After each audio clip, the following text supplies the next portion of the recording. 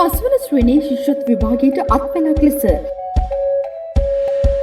හතරවන ශ්‍රේණියේ සිංහල කියවීම පොත ඇසුරින් නිර්මාණය කර ඔබ වෙත ගෙනෙන අවබෝධය හා භාෂා සංකල්ප ඇතුළත් උපකාරක පාඩම් මාලාව.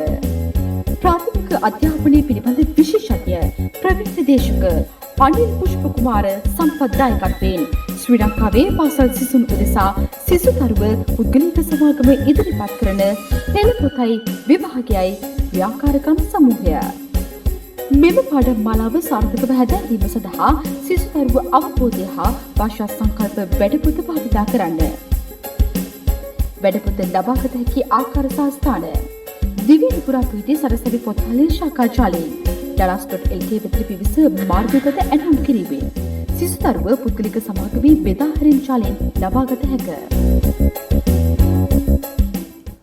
ආයිබෝවන් හතරවන ශ්‍රේණියේ දූල පුතාලා වෙනුවෙන් සිසුතරුව පුද්ගලික සමාගමේ සිසුතරුව එඩියුකේෂනල් YouTube නාලිකාව මගින් ඔබ වෙත ගෙන එන හතරවන ශ්‍රේණියේ සිංහල කියවීම පොතට සමගාමීව කරගෙන යන පෙළ පොතයි විභාගයයි පාඩම් මාලාවේ ආරම්භක පාඩමටයි අද ඔබ පිවිස සිටින්නේ. ඔබ දන්නවා මේ වැඩසටහන කරගෙන යාම සඳහා ඔබට පෙළ පොත උදව් වෙනවා වගේම සිංහල පෙළ පොත උදව් වෙනවා වගේම සිසුතරුව පුද්ගලික සමාගම විසින් ප්‍රකාශයට පත් කරන ලද භාෂා සංකල්ප සහ අවබෝධය වැඩපොතත් උපකාරී වෙනවා. ඒ වැඩපොතත් සමග පෙළ පොතේ පාඩම් ඒකාබද්ධ කරමින් ඔබට ශිෂ්‍යත්ව විභාගය සඳහා අවශ්‍ය කරන භාෂා සංකල්ප සහ අවබෝධය කියන ශේෂ්ත්‍රය මුළුමනින්ම මේ පාඩම් මාලාවෙන් ආවරණය වෙන බව ඔබ දන්නවා.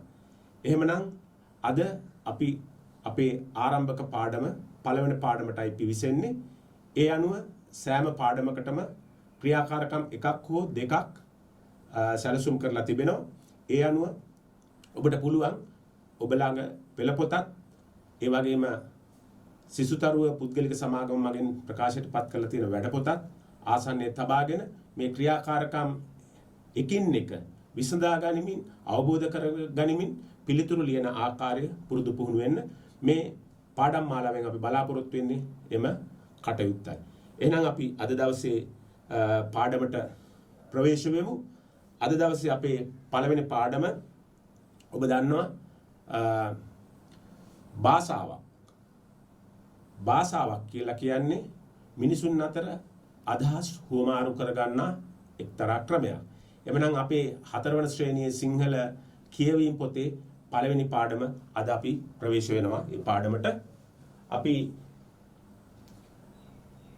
ඒ පාඩමේ පළවෙනි පාඩම ඔබට ලැබෙන්නේ අකුරු සමග සෙල්ලම් කියන පාඩම. ඒ අනුව අපි මේ පාඩමෙන් බලාපොරොත්තු වෙන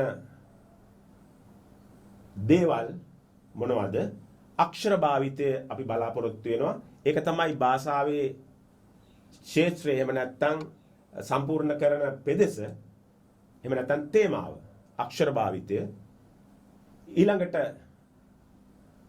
චූටි ඔයාලා හතරවෙනි ශ්‍රේණියේ දූල පුතාලගේ ගොඩනගන නිපුණතාවය තමයි කියවීමේ යාන්ත්‍රණය අනුගමනය කරමින් කියවයි කියන නිපුණතාවය. ඒක සම්පූර්ණ වෙන්නට ඕනේ කියවීම පෙළ පොත නිසා.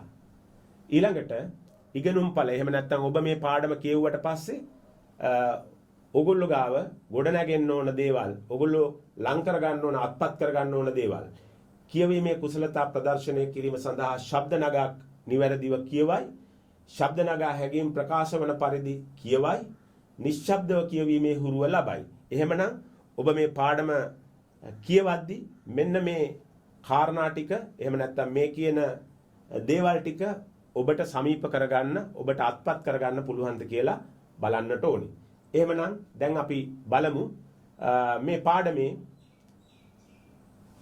පාඩම තුලින් අපි සකස් කරලා තියෙන විශේෂ වැඩපොතේ තියෙන ක්‍රියාකාරකම් සමූහය කොහොමද සකස් වෙන්නේ කියලා. පළවෙනි පාඩම අකුරු සමග සෙල්ලම්. ඒ අනුව ක්‍රියාකාරකම් සමූහයේ වැඩපොතේ අවබෝධය හා භාෂා සංකල්ප ක්‍රියාකාරකම පිටුව 1 සහ 2. වැඩපොතේ පිටුව 1 සහ 2. හොඳයි. එහෙමනම් අපි දන්නවා භාෂාවක් කියලා කියන්නේ මම කිව්වා මිනිස්සු අදහස් සුවමාරු කරගන්න එක්තරා ක්‍රමයක්. සිංහල භාෂාව ලෝකේ භාෂා බොහෝ ගණනක් තියෙනවා. ඒ අතරින් සිංහල භාෂාව විශේෂිත භාෂාවක්. ඒ භාෂාව කනට මිහිරි, ඒ වගේම නම්‍යශීලී, අදහස් ප්‍රකාශ කරන්න පුළුවන් විවිධාකාරයෙන්. ඒ වගේම සීලාචාර සම්පන්නයි, ශිෂ්ට සම්පන්නයි. ඒ වගේම ගීතවත් භාෂාවක්. ලස්සනට අදින විදිය, ඒ වගේම කනට මිහිරි වෙන විදිහට භාෂ හසුරවන්න පුළුවන් ආකාරය මේ භාෂාව තුළ අන්තර්ගත වෙලා තියෙනවා. මේ පාඩමෙන් අපේ භාෂාව පිළිබඳව තමයි ඔබට ඉදිරිපත් කරන්නේ. එහෙමනම් අපි මේ පාඩමට යන්න කලින් අපි බලමු සිංහල භාෂාවේ චමත්කාරය දකිමු අපි. සිංහල භාෂාවේ චමත්කාරය බලන්න. ඔබ මෙන්න මෙහෙම ගීතයක් අහලා ඇති. මේ ගීතය ලිව්වේ අපේ ශ්‍රේෂ්ඨ පඬිවරේ, ඒ වගේම විශ්වවිද්‍යාල ආචාර්යවරේ, ඒ වගේම ගත්කතුවරේ, ඒ වගේම චිත්‍රපට අධ්‍යක්ෂකවරේ. ඒ තමයි මහාචාර්ය සුනිල් ආරියරත්න මහත්මයා. ගීතේ ගායනා කළේ ලංකාවේ සංගීත ශාස්ත්‍රයේ පිනට උපන් දෙවියන්ගේ ලත් දායාදය ගායන ශිල්පිනී විශාරද නන්දා මාලිනී මහත්මිය. මේ ගීතය හරි අපූර්වයි. අපි අහලා බලමු මුලින්ම ගීතය.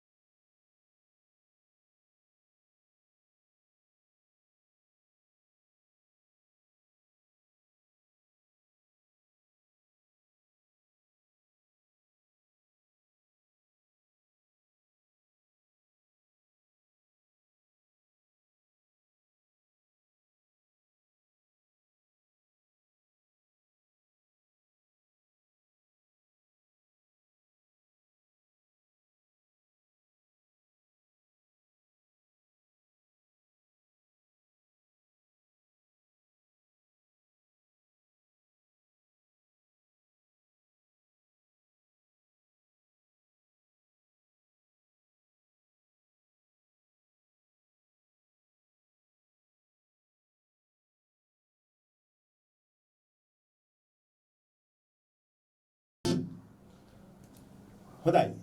ඒ ගීතය සම්පූර්ණයෙන්ම වාදනය කරන්නේ නැහැ කාල වේලාව පිළිබඳ ප්‍රශ්න නිසා. හරි අපූර්ව ගීතයක්. මේ ගීතය මම ඔබට විශේෂයෙන් ඉදිරිපත් කරන්නේ අද පාඩමට සම්බන්ධ වෙන අර මං කිව්ව භාෂාවේ අපූර්ව චමත්කාරය සහ ගීතවත් බව ඔබට පෙන්වන්න. මේක විශිෂ්ට ගීතයක්. මේ ගීතේ ඒකාක්ෂර ගීයක්. එක අක්ෂරයකින් තමයි මේ ගීතය ලියලා තියෙන්නේ. නමුත් ඒ ගීතයේ යම්කිසි අදහසක් අපිට කියනවා. ගීතේ හැම වචනයකම අර්ථයක් තියෙනවා. ඒ වචන සිංහල භාෂාවට අයත් වචන. ඉතින් මේක අපේ භාෂාවෙන් කරපු විශාල ප්‍රාතිහාර්යයක්. නැත්තම් මහා චමත්කාරයක්. එහෙම නැත්තම් විස්මයජනක දෙයක්. තනි අක්ෂරයකින් ගීතයක් ලියන එක. එහෙමනම් එවැනි භාෂාවකට තමයි අපි උරුමකම් කියන්නේ. ඒ නිසා අපි දැනගන්න ඕන සිංහල භාෂාව භාවිතා කරන ජනතාවක් විදිහට, දරුවෝ විදිහට අපේ භාෂාව ආරක්ෂා කරන්න, භාෂාව පෝෂණය කරන්න, භාෂාව රකින්න, භාෂාව ගොඩනගන්න, ඒ භාෂාවෙන් අපූර්ව දේවල් කරන්න අපි කුඩා කාලේ ඉඳලා පුරුදු පුහුණු වෙන්නට ඕනේ. ඒක තමයි අපි රටට, අපේ ජාතියට කරන විශාල මෙහෙය කියලා අපි විශ්වාස කරනවා. හොඳයි. අපි එහෙනම් අපේ ඊළඟ පාඩමට එමු. එහෙමනම් අපි ඔබට අවශ්‍ය කරනවා ඔබ ගාව දැන් පෙළපොත ඇති. පෙළපොතත් ගන්න. ඒ වගේම අපේ වැඩපොතත් ඇති. ඒ දෙකම ගන්න. ඉස්ලාම ඔබ මේ පාඩම හොඳින් කියවන්නට ඕනි. දැන් මම ඔබගේ පෙළපොතේ තියෙන පාඩමේ කොටසක් මම සජීවී ආකාරයට කියවනවා. ඔබ දන්නවා සාමාන්‍ය පෙළපොත කියවන්න කියලා කිව්වහම අපේ දරුවෝ පෙළපොත කියවන ආකාරය තමයි සජීවී ආකාරයට කියවන්නේ හුඟ කෙනෙක්. ඉතින් පාඩම සජීවී ආකාරයට පාඩමේ තියෙන දෙබස් ඒ ආකාරයට උච්චාරණය කරමින්, ඒ වගේම විරාම ලක්ෂණ වලට අවනත වෙමින් මේ විදිහට පාඩම කියවන්නට පුරුදු වෙන්නට ඕනේ. එතකොට තමයි මේ පාඩමේ අපිට ඒ නියම රසය දැනෙන්නේ. හොඳයි. අකුරු සමග සෙල්ලම්. පළවෙනි පාඩම. ආයුබෝවන් දරුවනේ. ආයුබෝවන් ගුරුතුමී. දැන් හැමෝම වාඩි වෙන්න. පවනි සෙල්ලම් පන්තිය ආරම්භ කළාය. පවනිගේ යහළුවෝ සියලු දෙනාම පන්තියට සහභාගී වූහ. අද අපි අකුරුත් එක්ක සෙල්ලමක් කරනවා. හැමෝම ඒකට සහභාගී වෙන්න ඕනේ. පවනි හැමෝටම හෙන්න හයියෙන් කීවාය. ඉස්සෙල්ලාම මම පිළි නැති අකුරක් කියනවා. ඊට පස්සේ ඉස්සරහම ඉන්න කෙනා ඒකට පිල්ලමක් දාලා කියන්න ඕනේ. ඊළඟට ඉන්න කෙනා තවත් පිල්ලමක් දාලා කියන්න ඕනේ. හැමෝටම තේරුණාද? පවනි අසුආය. ඔව්. එහෙනම් මම පටන් ගන්නවා. පළවෙනි අකුර ක. පවනි කීවාය. ඔබට පැහැදිලි ඇති පාඩම කියවන ආකාරය. පාඩමට සජීවී විදිහට පාඩමට ජීවය දීලා දෙබස් වලට ජීවය දීලා පාඩම ඇතුලේ ප්‍රාණවත් විදිහට පාඩම කියවන්නට පුරුදු පුහුණු වෙන්නට ඕනේ. ඒ මම ඔබගේ පෙළ පොතේ කොටස තමයි ඉදිරිපත් කළේ. දැන් අපේ වැඩ පොතේ විශේෂයෙන්ම මේ පාඩමෙන් උපුට අරගෙන එහෙම නැත්නම් පාඩමෙන් වෙන් කරලා අරගෙන කොටස් කරලා අරගෙන මේ ඡේදය සකස් කරලා තියෙනවා. මම මේ ඡේදය කියවන්න. පහත සඳහන් ඡේදය හොඳින් කියවන්න. අකුරු සමග සෙල්ලම්. පවනිගේ යහළුවෝ සියලු දෙනාම පන්තියට සහභාගී වූහ. පවනි සෙල්ලම් පන්තිය ආරම්භ කළාය. අද අපි අකුරුත් එක්ක සෙල්ලමක් කරනවා. පවනි හයියෙන් කීවාය. සෙල්ලම කරන විදිය මම කියා දෙන්නම්. පවනි ගුරුවරියක මෙන් පන්තිය වටා ඇවිදිමින් කීවාය. මේක තමයි අපි උපුටලා අරගෙන තියෙන ඡේදය. හොඳයි. දැන් මේ ඡේදේ අපි එකින් එක ප්‍රශ්නවලට යමු කොහොමද එන්නේ කියලා. හොඳයි. අසා ඇති ප්‍රශ්නවලට ඡේදය ඇසුරෙන්ම පිළිතුරු තෝරා ලියන්න. පළවෙනි ප්‍රශ්නය. අපි යන පදේ ඒක වචනය ලියන්න. එතකොට අපිට මේකෙදි අපි වැඩ පොතේ උපුටලා තියෙන ඡේදයේ ඇතුළත් වෙන වචන තමයි අපිට ගන්න වෙන්නේ. ඒ නිසා මේ ඡේදයේ තියෙනවා පවනිගේ යහළුවෝ සියලු දෙනාම පන්තියට සහභාගී වූහ. පවනි සෙල්ලම් පන්ති ආරම්භ කළාය. අද අපි අකුරුත් එක්ක සෙල්ලමක් කරනවා. පවනි හයියෙන් කීවාය. සෙල්ලම කරන විදිහ මම කියා දෙන්නම්. සෙල්ලම කරන විදිහ මම කියා දෙන්නම්. මම කියා දෙන්නම්. එහෙනම් අපි යන පදේ ඒක වචනය මම. එහෙනම් මම. අපි යන පදේ ඒක වචනය මම. පැහැදිලි ඇති. ඊළඟට අපි දෙවෙනි ප්‍රශ්නෙට එනවා. යෙහෙලියෝ යන පදේ පුරුෂ ලිංග පදේ ලියන්න. යෙහෙලියෝ.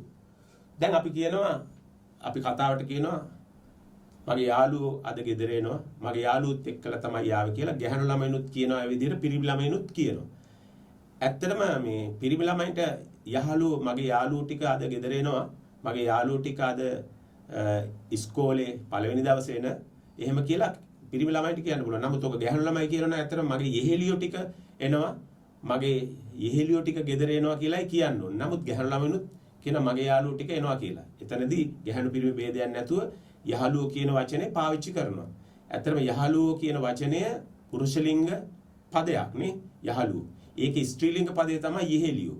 එතකොට දැන් මම මෙතන දීලා තියෙන්නේ යෙහෙලියෝ කියන පදේ පුරුෂ ලිංග පදේ ලියන්න කියලා. මේක ස්ත්‍රී ලිංග පදයක් යෙහෙලියෝ කියලා. එතකොට අපිට මේ පාඩමේ තියෙනවා මෙතන තියෙනවා පවනිගේ යහළුවෝ සියලු දෙනාම පන්තියට සහභාගී වූහ. පවනිගේ යහළුවෝ සියලු දෙනාම පන්තියට සහභාගී වූහ. එතකොට යෙහෙලියෝ කියන වචනේ පුරුෂ ලිංග පදය යහළුවෝ. එතකොට අපි නිවැරදි උත්තරය යහළුවෝ.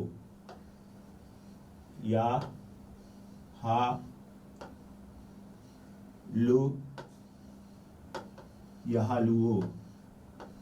මේක තමයි උත්තරේ. හොඳයි. අපි උත්තරේ මෙහෙම ලියනවා. දැනට අපි උත්තරේ මෙහෙම ලියනවා. ඒ වචනේ අරගෙන. නමුත් විභාගයේදී පිළිතුරු ලියන ආකාරය පිළිබඳව ඔයගොල්ලෝ හොඳට ඉගෙන ගන්නට ඕනි. ඒ නිසා මම මෙතනින් එහාට පාඩමට යනවා මෙන්න මේ ආකාරයට. අපි යනවා මෙන්න මේ විදිහේ තැනකට අපි බලමු මෙන්න මේ පාඩම මේ වචන ටික බලමු.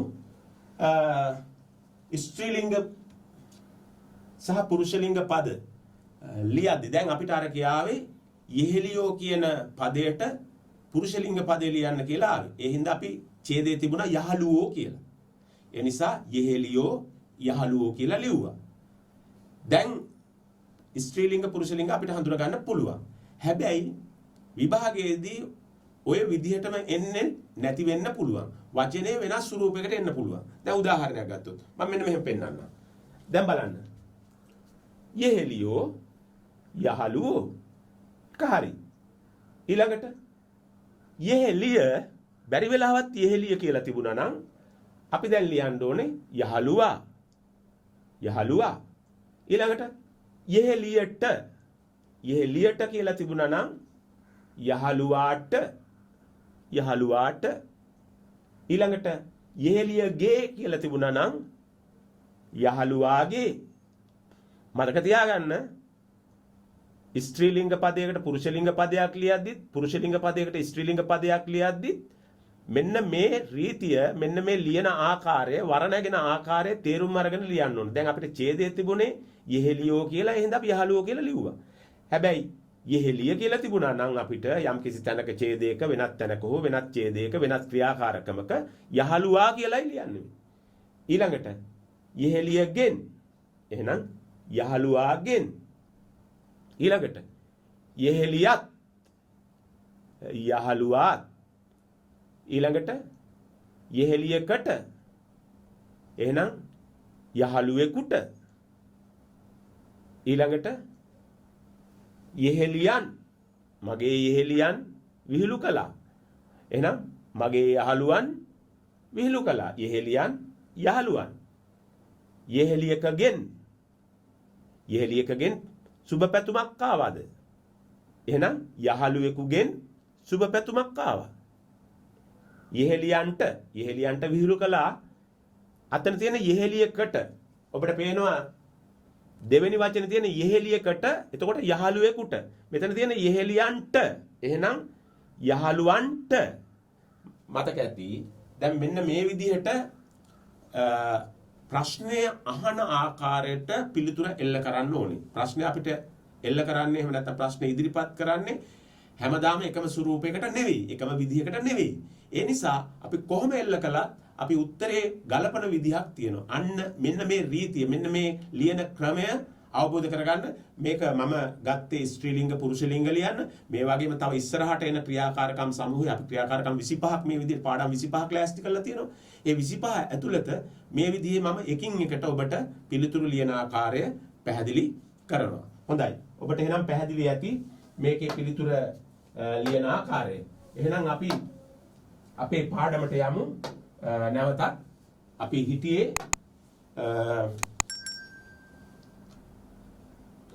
යෙහෙලියෝ කියන පදේ පුරුෂලිංග පදේ ලියන්න කියන තැන අපි ඊළඟ එකට යමු. මහ ප්‍රාණ අක්ෂරයක් ඇතුළත් වචනයක් ලියන්න. එතකොට මහ ප්‍රාණ අක්ෂර මම මේ මොහොතේදී මහ ප්‍රාණ අක්ෂර ගැන සහ අක්ෂර මාලාවේ වර්ග ගැන කතා කරන්න. ඒවා කතා කරන්න ඉස්සරහා පාඩමක් අපිට එනවා. පාඩම් කීපයක් එනවා. ඒ නිසා මම පොඩි අදහසක් පමණක් කියනවා. එතකොට අක්ෂර කියලා කියන්නේ ඒවා ෂය නොවන නිසා. ෂය නොවන කියලා කියන්නේ ගෙවෙන්නේ, හීන වෙන්නේ, අඩු වෙන්නේ කොච්චර භාවිතා කළා. දැන් අක්ෂර කියන වචනේ හැදිලා තියෙන්නේ ෂය නොවන කියන අදහසින්. ඒ නිසා අපි භාෂාවක තියෙන අකුරු වලින් සැදුම්ලත් වචන කොච්චර පාවිච්චි කරලා. දැන් අපි ගත්තොත් අම්මා කියන වචනේ කොච්චර අපි භාවිතා කළත් ඒක ගෙවෙන්නේ. ඒක ෂය වෙන්නේ. ඒක අඩු වේගන යන්නේ නැහැ. ඒ නිසා තමයි අපි ඒවට අක්ෂර කියලා කියන්නේ. එතකොට ඕනෑම භාෂාවක අක්ෂර මාලාවක් තියෙනවා. ඒකට අපි කියනවා වර්ණමාලාව කියලා. ඒකට අපි කියනවා හෝඩිය කියලා. දැන් අපි සිංහල භාෂාවේ හෝඩිය කියලා කියන්නේ සිංහල භාෂාවේ අක්ෂර මාලාවටම තමයි. අක්ෂර මාලාව කියලා කියන්නේ වර්ණමාලාවටම තමයි. එතකොට අක්ෂර මාලාව, වර්ණමාලාව, හෝඩිය මේ කියන වචන තුනම අපි භාවිතා කරනවා අපේ ඒ අකුරු අඳුන්වන්න. එහෙමනම් අපි මේ අහලා තියෙන ප්‍රශ්නෙට අපේ වැඩ පොතේ තියෙන ඡේදය ගත්තාම පවනිගේ යහළුවෝ සියලු දෙනාම පන්තියට සහභාගී වූහ. සහභාගී වූහ. එතන තියෙනවා මාප්‍රාණ බා සහභාගී වූහ. පවනි සෙල්ලම් පන්තිය ආරම්භ කළාය. පවනි සෙල්ලම් පන්තිය ආරම්භ කළාය. එතකොට එතන තියෙනවා මහප්‍රාණ බා. එතකොට අපිට මේකට උත්තරේ ලියන්න වචන දෙකක් තියෙනවා. මොකද්ද? සහභාගී කියන වචනේ තියෙනවා. ආරම්භ කියන වචනේත් තියෙනවා. ඒ අනුව මේ වචන දෙකම අපි උත්තරේ විදිහට බාර ගන්නවා. පළවෙනි වචනේ සහභාගී. සහභාගී.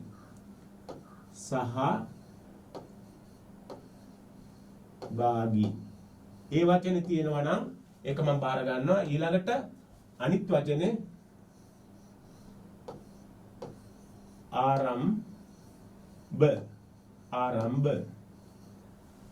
ওই වචන දෙකම මම බාර ගන්නවා නිවැරදි උත්තරයේ විදිහට.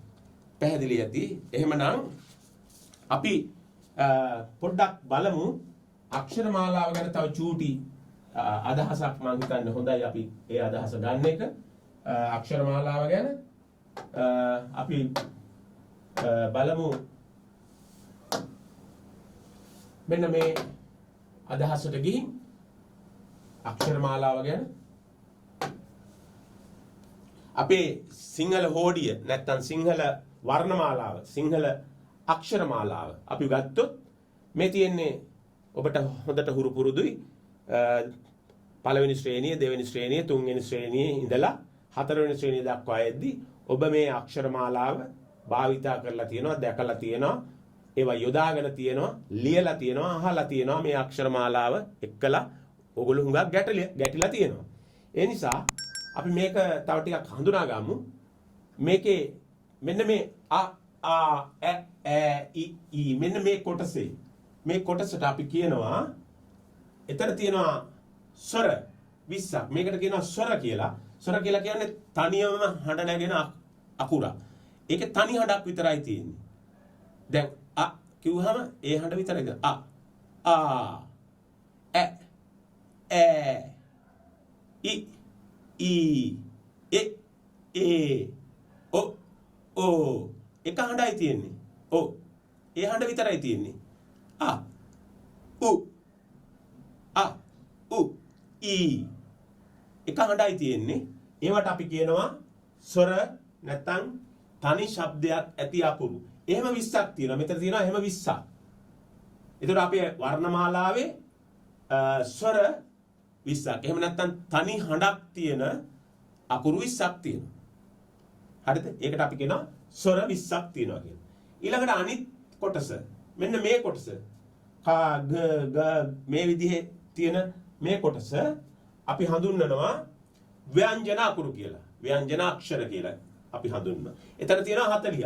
එතකොට අතන 20ක් තියෙනවා මෙතන තියෙනවා 40ක් ව්‍යංජන අකුරු.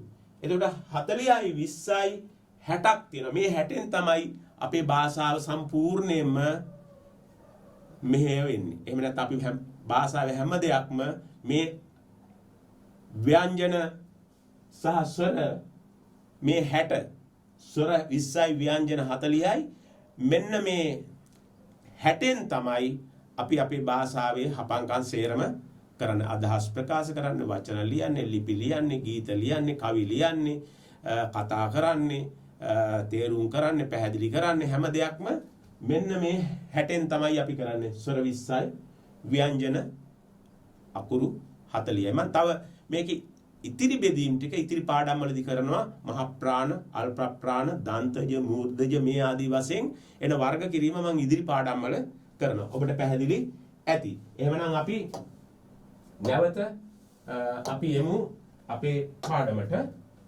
මහ ප්‍රාණ අක්ෂරයක් අපි ලිව්වා පැහැදිලි එහෙමනම් අපි අපේ පාඩමේ පළවෙනි ප්‍රශ්නෙට උත්තර ලිව්වා දෙවෙනි ප්‍රශ්නෙට උත්තර ලිව්වා තුන්වෙනි ප්‍රශ්නෙට උත්තර ලිව්වා අපි පාඩම එනවා හතරවෙනි ප්‍රශ්නේ පන්ති යන පදේ ඒක වචනය ලියන්න දැන් ඒක වචන බහු වචන මම කිව්වා මේ පාඩම යන්නේ භාෂා සංකල්ප සහ අවබෝධය කියලා එතකොට විවිධ වචන විවිධ පද වර්ග භාෂාවක ඇතුළත් වෙනවා ඒකත් මම ඉස්සරහ පාඩම් වලදී පද බෙදීම් පද වර්ග ගැන වෙනම කරනවා දැන් අපි මෙතෙන්ට එනවා පන්ති යන පදේ ඒක වචනය ලියන්නේ එතකොට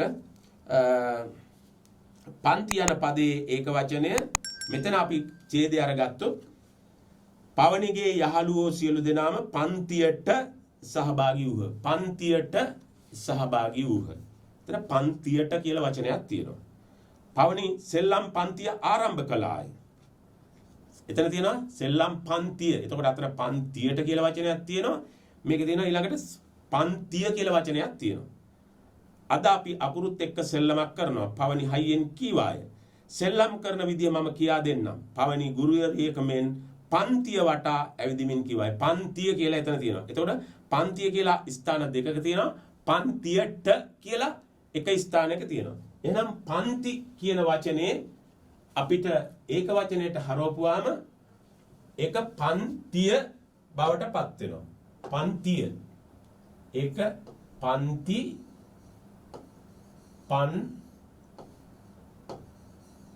පන්තිය වෙනවා. පන්තිය වෙනවා. හැබැයි පන්ති වලට කියලා තිබුණා නම් පන්ති වලට කියලා තිබුණා නම් පන්ති දැන් මේක පන්තිය පන්ති වලට කියලා තිබුණොත් ඒක බහුවචනේ පන්ති වලට ළමයි පන්ති වලට යන්න ඉස්කෝලේදී අපිට කියන ළමයි පන්ති වලට යන්න පන්ති වලට කියලා කිව්වොත් ඒකේ ඒක වචනේ එන්නේ පන්තියට පන්ති නෙමෙයි පන්තියට පන්ති වලට නම් පන්තියට හරිද අහන විදිහ. එතකොට දැන් මෙතන තියෙනවා පන්තියට පවණි යහළුවෝ සියලු දෙනාම පන්තියට පවණිගේ යහළුවෝ සියලු දෙනාම පන්තියට සහභාගී වුණා. එතන ඒකත් ඒක වචනයක් පන්තියට කියලා කියන්නේ එකයිනේ පන්තියට. හැබැයි ඒකේ බහුවචනේ පන්ති වලට වෙන්න ඕන. හරිද? එතකොට බහුවචනේ පන්ති වලට ඒක වචනේ පන්තියට. දැන් මෙතන අහන්නේ පන්ති කියලානේ. එහෙනම් මේකේ බහුවචනේ පන්ති ඒක වචනය පන්තිය පන්තියට කියලා ලියන්න බෑ හේතුව එහෙමනම් අපේ බහුවචනේ අහන්න ඕනේ පන්ති වලට කියලා. පැහැදිලි ඇති. හොඳයි. එහෙනම් ඒකට උත්තර ලියද්දි පරිස්සම් වෙන්න ඕන. බැරි වෙලාවත් පන්තියට කියලා කවුරු හරි ලියලා තිබුණා නම් ඒ උත්තරේ මම බාර ගන්නෑ මේ ප්‍රශ්නෙට අනුව. ඒක වචනයක් තමයි පන්තියට කියන එක. නමුත් මෙතන අහලා තියෙන්නේ පන්ති කියන වචනේ නිසා බහුවචනේ නිසා ඒක පන්තිය වෙන්න ඕන. පන්තිය කියලා ඡේදේ අපි ගත්ත ඡේදේ තියෙනවා. හොඳයි. එහෙමනම් අපි ඊළඟ පාඩමට එමු. ඊළඟ ප්‍රශ්නය දික් ඉස්පිල්ල ඇතුළත් අකුරක් ලියන්න. මම මෙතනදී මතක් කරනවා දැන් අපේ අර මං කිව්වා ස්වර සහ ව්‍යංජන කියලා කලින් හඳුන්වා දුන්නා. ස්වරයක් කියලා කියන්නේ තනි හඬක් කියලා කිව්වා. එතකොට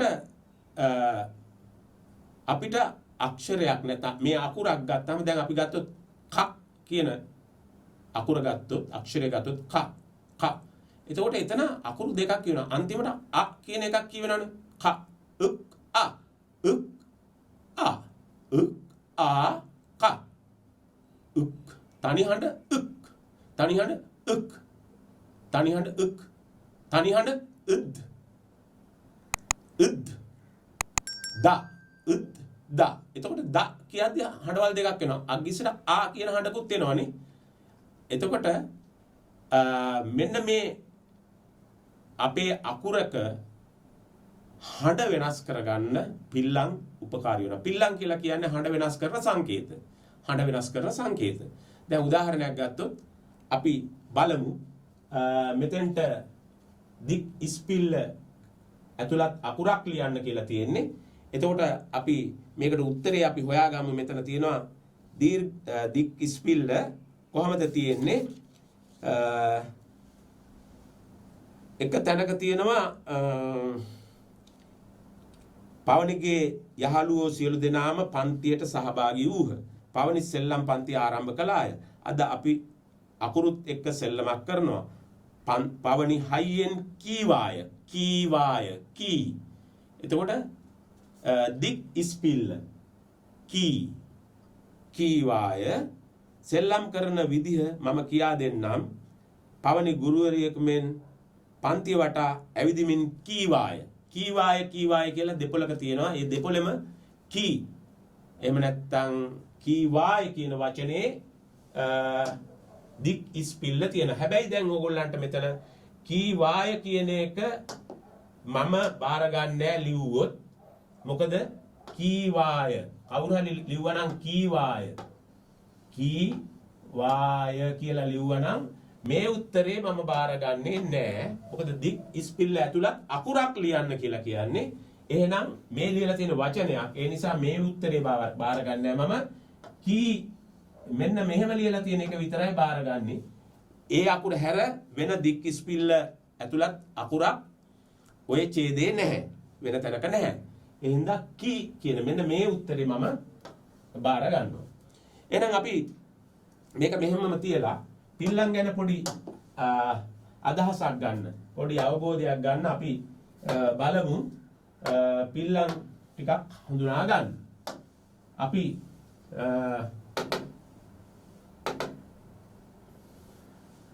මෙතෙන්ට යමු. දැන් ඔයගොල්ලන්ට හතරවන ශ්‍රේණියට එද්දී පිල්ලම් සේරම උගන්වලා තියෙන්නේ. විශේෂයෙන්ම තුන්වෙනි ශ්‍රේණියේදී දෙවෙනි ශ්‍රේණියේදී පිල්ලම් සහිත අකුරු ලියලා තියෙන්නේ, වචන ලියලා තියෙන්නේ. එහෙනම් අපි පළවෙනි පිල්ලම් කියලා කියන්නේ ව්‍යංජන අකුරු වලට අර එහෙම නැත්නම් තනි හඬක් තියනවා කියලා මම කිව්වනේ. අන්න ඒවට අපි ක් ඉත් මේ විදිහට තියෙන වචන වලට මේ පිල්ලම් එකතු කරලා අපිට හදා ගන්න පුළුවන් වෙනත් හඬක්. දැන් අපි ගත්තොත් මේ විදිහට හල් කිරීම. දැන් අපි එක හල් කිරීම වර්ග දෙකක් තියෙනවා. ඊළඟට කෙටි අද පිල්ල කැ. දැන් අර හඬ වෙනස් වෙනවා. ඒකේ හඬ වෙනස් වෙනවා. කැ කියන හඬ එනවා. කැ. ඊළඟට දික් අද පිල්ල කෑ. හඬ වෙනස් වෙනවා. කෑ. කෙටි ඉස්පිල්ල කි. ඊළඟට දික් ඉස්පිල්ල. ඒකනේ අපෙන් ඇහුවේ කී. ඒකනේ අපෙන් ඇහුවේ ප්‍රශ්නෙට නේද? කී. ඊළඟට කෙටි පාපිල්ල කු. තවත් පාපිල්ලක් තියෙනවා සු. තවත් පාපිල්ලක් තියෙනවා රු. හඬ එකයි නේද? කු. අග්ගිසට නිකන් ඌ හඬක් එනවනේ කු. අනිත් එකේ සු. අනිත් එකේ රු. එතකොට කු අග්ගිසට එන හඬ එකයි අකුරු තුනේමනේ කු සු රු.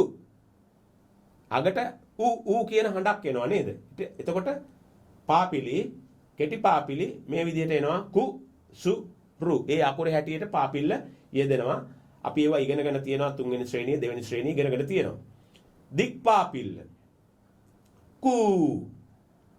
අරකේ සු. අරකේ රු. ඔබට පේනවා දැන් උ කියන එක නෙමෙයි ඇදිලා එනවා ඌ කියලා හඬක්. කු සු රු. කු සු රු. ඔබට පැහැදිලි? හරි. ඊළඟට තියෙනවා ඇලපිල්ල. ඇලපිල්ල කා. ඇලපිල්ල. ඊළඟට කොම්බුව කෙ. ඊළඟට කොම්බුව සහිත හල් කිරීම. ඔබට ඔය පේනවා රතු පාටින් යොදලා තියෙන්නේ පිල්ලම. අර හඬ වෙනස් කරන පිල්ලම සංකේතය නේද? හඬ වෙනස් කරන සංකේතය හේවත් පිල්ලම. කේ. කොම්බුවයි හල් කිරීමයි. කේ. ඊළඟට කොම්බුව සහිත ඇලපිල්ල. බලන්න. එතකොට එනවා කො. ඊළඟට කොම්බුව හා ඇලපිල්ල සහිත හල් කිරීම. ඒකට එනවා කෝ. ඊළඟට ගැට ඇලපිල්ල. ඒකට එනවා කෘමිනාශක කෘමිනාශක කෘ. ඊළඟට ගැටාලිපිලි දෙක කෘ කෘ නේද? රූර මිනිසුන් නේද? ඊළඟට කොම්බුව සහිත ගායනු කිත්ත. කොම්බුවයි ගායනු කිත්තයි එනවා. එතකොට කව්. ඒ විදිහට පිල්ලම් අපිට තව තියෙනවා. තව අපි යන්සේ රේපේ ඒ වගේ දේවල් මෙතෙන්ට ආවේ නෑ. ඒවා මම ඉස්සරහට කියන්න. මූලික පිල්ලම් ටික ඔබ හඳුනා ගන්නට ඕනේ. එතකොට මේවා විභාගයේදී එනවා. ඒ වගේම අපේ ඉදිරි පාඩම් වල මේ පිල්ලම් ගැන අහනවා. දැන් එක පිල්ලමක් ගැන මම හඳුන්වා දුන්නේ අහලා තිබුණේ ප්‍රශ්නේ. ඉදිරියේදී ප්‍රශ්නවලදී මේ පිල්ලම් ගැන එනවා. මේ පාඩම ආපහු නරඹන්න පුළුවන්. නොදන්න අයට මේ පිල්ලම් හඳුනා ගන්න. පැහැදිලි ඇති නේද? හොඳයි. එහෙමනම් අපි ඊළඟ කොටසට යමු. ඊළඟ කොටසට අපි යමු.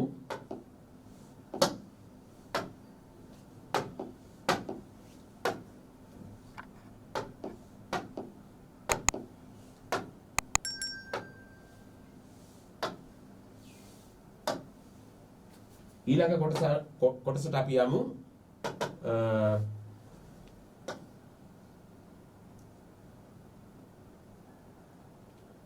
අපි ආවේ මේක නේද? හොඳයි. මේකේ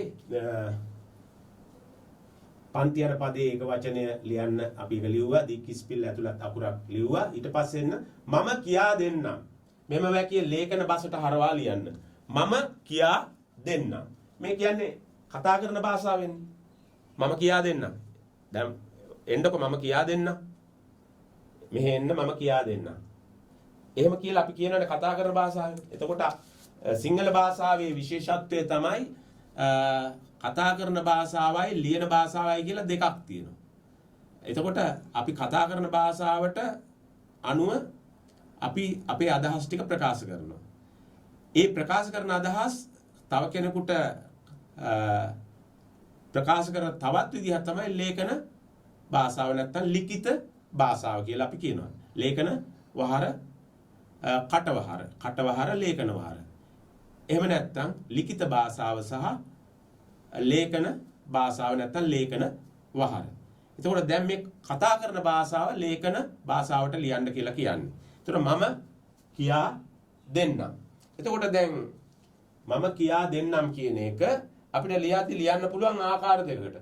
මම කියා දෙන්නෙමි. එහෙම ලියන්නත් පුළුවන්. තව කෙනෙකුට හිතෙන්න පුළුවන් මම කියා දෙමි කියලා ලියන්නත් පුළුවන්. ඔව් එහෙම ලියන්නත් පුළුවන්. හැබැයි ඒ වුණාට මෙතන මම කියා දෙන්නම්.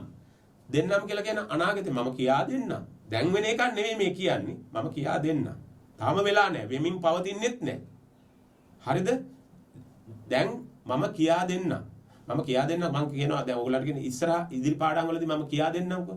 ඒකට අනාගතේ වෙන්න තියෙන එක මම කියා දෙන්නම්. එහෙනම් ඒක ලේඛන වහරට හරවද්දිත් අනාගත කාලෙම්ම ලියන්න ඕනේ. මම කියා දෙමි කියලා ලියන්න බෑ. මම කියා දෙන්නම්. මම කියා දෙන්නම්. එතකොට අපි ලියන්නේ මම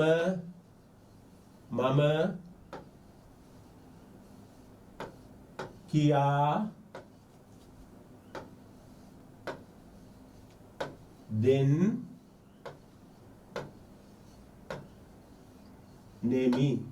මම කියා දෙන්නෙමි කියලායි ලියන්න ඕනේ. මම කියා දෙන්නම්. මම කියා දෙන්නෙමි කියලායි ලියන්න ඕනේ. මම කියා දෙමි කියලා ලියන්න බෑ. මම කියා දෙමි කියලා මේ මොහොතේ මොකද කියා දෙන්නම් කියලානේ තියෙන්නේ. එහෙනම් කියා දෙන්නෙමි කියලායි ලියන්න ඕනේ අනාගත කාලයෙන්. පැහැදිලි ඇති. එහෙමනම් පස්වෙනි ප්‍රශ්නයට අපි උත්තරේ බාරගන්නේ මම කියා දෙන්නෙමි. මම කියා දෙන්නම්. මම කියා දෙන්නෙමි. මම කියා දෙමි කියන එක මේ මොහොතේ බාර ගන්න බෑ මේ අපි අපේ පිළිතුර ඉල්ලා තියෙන විදිහට. හොඳයි අපි ඊළඟ ප්‍රශ්නයට යමු. අපේ වැඩපොතේ ප්‍රශ්නාංක 7 අපි ඊළඟ එකට යමු. මේවායේ ස්ත්‍රීලිංග ක්‍රියාපද ලියන්න. එතකොට ක්‍රියාපද අපි ලියද්දී අර පුරුෂ ලිංගයට අයත් ක්‍රියාපද ලියනවා අපි. ස්ත්‍රීලිංග අයත් ක්‍රියාපද ලියනවා. ඒ කියන්නේ කරන කෙනා පිරිමි කෙනෙක්ද ගැහණු කෙනෙක්ද කියලා බලලා අපි ක්‍රියාපදයේ කරන වැඩේ ලියන ආකාරය වෙනස් කරලා සිංහල භාෂාවේ. පැහැදිලි? තව ඒ පාඩම් තව ඉස්සරහට එනවා. මම ඒවා තව කරුණු පැහැදිලි කරන්නම්. එතකොට අපිට කරන කෙනා ගැහණු කෙනෙක්ද පිරිමි කෙනෙක්ද? එතකොට අන්න ඒ අනුව අපිට ක්‍රියාපදයේ වෙනස් වෙනවා. අපේ සිංහල භාෂාවේ විශේෂ ස්ථානයක් ඒක. එහෙම තේරුම් ගන්නට ඕන. එතකොට මෙතන තියෙනවා ස්ත්‍රීලිංග ක්‍රියාපද ලියන්න. මේ තියෙන්නේ එහෙනම් පුරුෂලිංග ක්‍රියාපද පුරුෂලිංගයට නැත්තම් පිරිමින් කරන දේවල් වල විදිහට තමයි මේ ලියලා තියෙන්නේ. කීවේය, කලේය. හරිද? එතකොට කීවේය අපිට ලියන්න පුළුවන් කීවේය මෙතන අපි ගත්ත ඡේදයේ තියෙනවා පවනි හයියෙන් කීවාය. පවනි කියන්නේ ස්ත්‍රියක්නේ ස්ත්‍රීලිංගනේ නේද? ගැහණු කෙනෙක්නේ පවනි කියන්නේ ගැහණු ළමයෙක්. එතකොට පවනි හයියෙන් කීවාය. එහෙනම් අපිට මෙතන ලියන්න තියෙන්නේ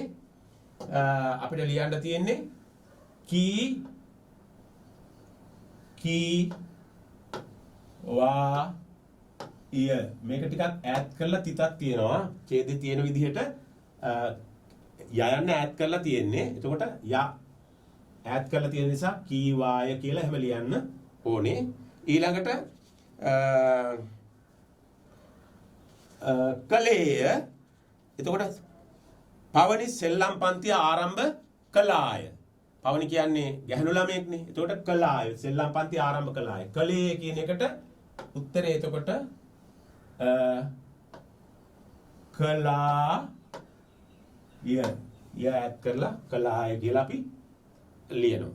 මේ උත්තර දෙක අපි බාර ගන්නවා නිවැරදි උත්තරේ. ඊළඟට සමාන බව හඟවන පදයක් 8 වෙනි ප්‍රශ්නය මේකේ. සමාන බව. එතකොට සමාන බව කියලා කියන්නේ සමානාර්ථ පදයක් නෙමෙයි.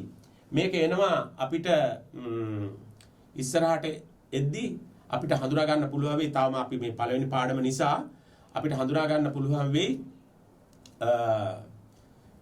අපිට අපේ භාෂාවේ විශේෂ දේවල් තියෙනවා උපමා කියලා. උපමා අපිට හඳුනාගද්දි මේ වචනේ අපිට තේරුම් ගන්න පුළුවන් වෙයි. දැනට අපි හිතමු සමාන බව හඳුන්වන පදයක් මෙතන තියෙනවා. මොකද්ද මෙන් කියලා. මෙන් කියන්නේ දැන් මෙතන තියෙනවා පවනි ගුරුවරියක මෙන් පන්තිය වටා.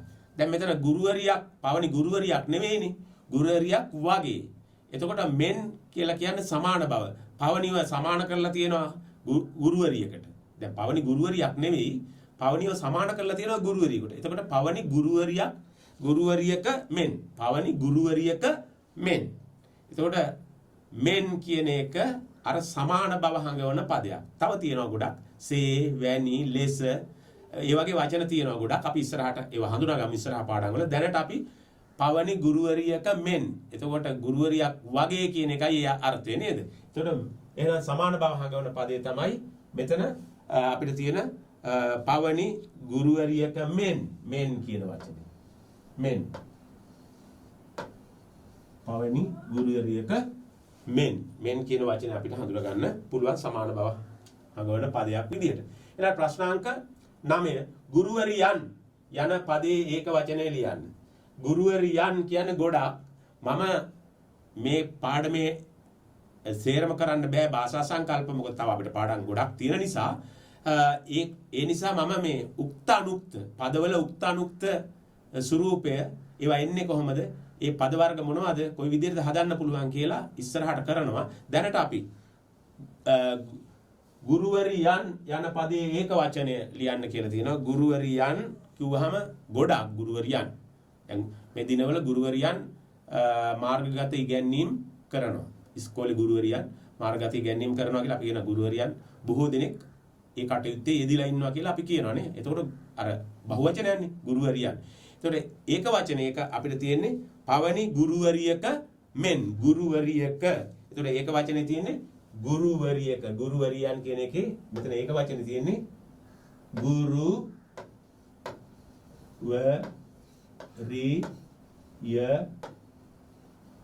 ගුරුවරියක. ඒක ඡේදයේ තියෙනවා. හොඳයි. එහෙනම් අපිට පැහැදිලි මේ ප්‍රශ්න අංක 9 අපි ඊළඟට යමු ප්‍රශ්නාංක 10ට පන්තියට සහභාගී වූයේ කවුද? පන්තියට සහභාගී වූයේ කවුද? දැන් යාළුවෝ කියලා ලියන්න පුළුවන්ද? යාළුවෝ සියලු දෙනාම කියලා ලියන්න පුළුවන්ද? මෙතන මම බලාපොරොත්තු වෙනවා පන්තියට සහභාගී වූ කවුද? යාළුවෝ සියලු දෙනාම. යාළුවෝ සියලු දෙනාම පන්තියට සහභාගී වූයේ කවුද? එතකොට යහළුවෝ යාළුවෝ කියලා අපි උච්චාරණයට කිව්වට මෙතන යහළුවෝ යා හරියට ලියන්න ඕන යහ ලු වෝ යහළුවෝ සියලු දෙනාම ඡේදයේ තියෙනවා සි ය ලු දේ නා ම යහළුවෝ සියලු දෙනාම ම ඈඩ් කරලායි තියෙන්නේ ඡේදේ ම ඈඩ් කරලා තියෙන්නේ යහළුවෝ සියලු දෙනාම හරි ඊළඟට 9 ප්‍රශ්නේ අහනවා පවනි ඇවිද ගියේ කොහෙද? පවනි ඇවිද ගියේ කොහෙද? මෙතන කියනවා පවනි ගුරුවරියක මෙන් පන්තිය වටා ඇවිදිමින් කීවාය. එහෙනම් ඇවිද ගියේ කොහෙද? පන්තිය වටා ගුරුවරියක මෙන් පන්තිය වටා ඇවිදිමින් කීවාය. එහෙනම් පවනි ඇවිද ගියේ කොහෙද? පන්තිය වටා.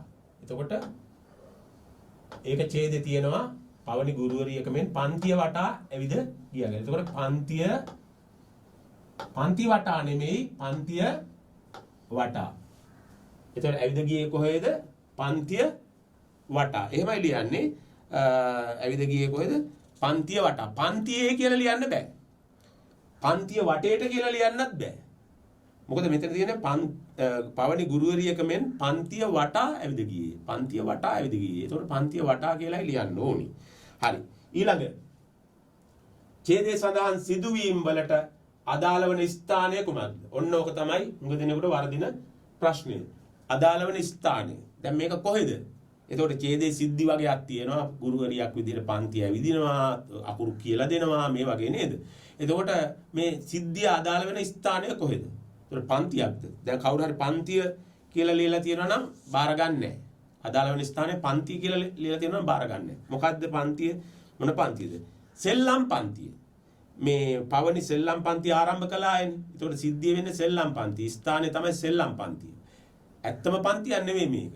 මේක සෙල්ලම් පන්තියක්. එතකොට ඡේදයේ සඳහන් වන ස්ථානය කවුරු හරි ලියලා තියෙනවා නම් සෙල්ලම් ගෙදර, සෙල්ලම් ස්ථානය, එහෙම නැත්නම් පන්තිය. ඒ උත්තර මේ මොහොතේ මම බාර ගන්නෑ. නියම උත්තරේ සෙල්ලම් පන්තිය.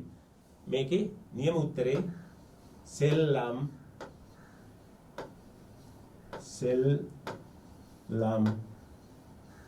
පන්තිය. සෙල්ලම් පන්තිය. සෙල්ලම් පන්තියේ කියලා කියන්නත් බෑ. අර ඡේදේ තියෙනවා සෙල්ලම් පන්තිය ආරම්භ කළාය. ඒකෝර අපි ඒ තියෙන විදිහට ලියනවා. මේ මොහොතේදී උත්තර සියල්ල අර ඡේදේ තියෙන විදිහටම අපිට ගන්න පුළුවන්. ඡේදේ සඳහන් වෙන එක එහෙමම උපුටලා ගන්න පුළුවන්. එහෙමනම් ඔබට පැහැදිලි අපිට ප්‍රශ්න 12ක් එල්ල කරලා තියෙනවා මේකේදී. එහෙම නැත්නම් ප්‍රශ්න 12ක් ඉදිරිපත් කරලා තියෙනවා මේ පාඩමේ අකුරු සමග සෙල්ලම් පාඩම. ඔබ තවත් මේ පාඩම හොඳින් කියවන්න. පෙළ පොතේ තියෙනවා වෙනම අභ්‍යාස ඒවත් හොඳින් කරන්න නිවැරදිව ලියන්න. ඒ වගේම හොඳට පාඩම කියවන්න. තව මේ වගේ ප්‍රශ්න වලට අදාළ තව උත්තර පෙළ පොතේ පාඩම් වලින් සොයා ගන්න පුළුවන්ද කියලා බලන්න. මේ ප්‍රශ්න වලටම තවත් උත්තර ඒ විදිහට හොයා ගන්න පුළුවන්ද කියලා බලන්න. දැන් මම උපුටලා ගත්ත කොටසට මේ කොටසින්නේ මේ උත්තර ගත්තේ. ඒ කියන්නේ මගේ අර භාෂා සංකල්ප සහ අවබෝධය සිසුතරුව වැඩ පොතේ කොටස නෙමෙයි තියෙන්නේ. නමුත් පෙළ පොතේනොත් මේ වගේ ප්‍රශ්න වලට උත්තර තව අපිට හොයා ගන්නට පුළුවන්. එහෙමනම් මම හිතනවා අද දවසේ අකුරු සමග සෙල්ලම් පාඩමේ අපිට පාඩම අපි කියවලා ඒකේ භාෂා සංකල්ප තේරුම් අරගෙන ප්‍රශ්න අහන විදිය අවබෝධය කොටස ඔයගොල්ලන්ට සම්පූර්ණ වෙන්නේ නැති කියලා මම විශ්වාස කරනවා. ඊට අමතරව අපේ භාෂාවේ යම් සංකල්ප ටිකකුත් අපි ඉගෙන ගත්තා. ඒ වගේම පෙළ පොතේ මේ පාඩමට අදාළ තව විස්තරත් අපි දැනගත්තා. එහෙමනම් අපි මේ පාඩමට ඔබට දෙනවා ලකුණු. නිවැරදි එක් පිළිතුරක් සඳහා මුළු ලකුණු සංඛ්‍යාව 13යි. ප්‍රශ්න 13ක් තියෙනවා. ප්‍රශ්න 13ට ලකුණු 13ක් ඔබට හම්බ වෙනවා නිවැරදිව මම කිව්ව ආකාරයට පිළිතුරු ලියලා තියෙනවා. එහෙමනම් අද දවසේ අපි පාඩම නිමා කරනවා. සිසුතරුව පුද්ගලික සමාගම සිසුතරුව එඩියුකේෂනල් YouTube නාලිකාව ඔස්සේ ගෙනෙන මෙම පාඩම් මාලාවේ පළවෙනි පාඩම අවසන් කරනවා. අපිත් එක්කලා රැඳී සිටිය සියලු අයට ආරාධනා කරනවා උල්කාපාත නොවි තරු වෙන්නට උදව් කරන අපිත් සමග එකතු වෙන්න. එවනම් ඔබ සියලු දෙනාටම ආයිබෝවන්.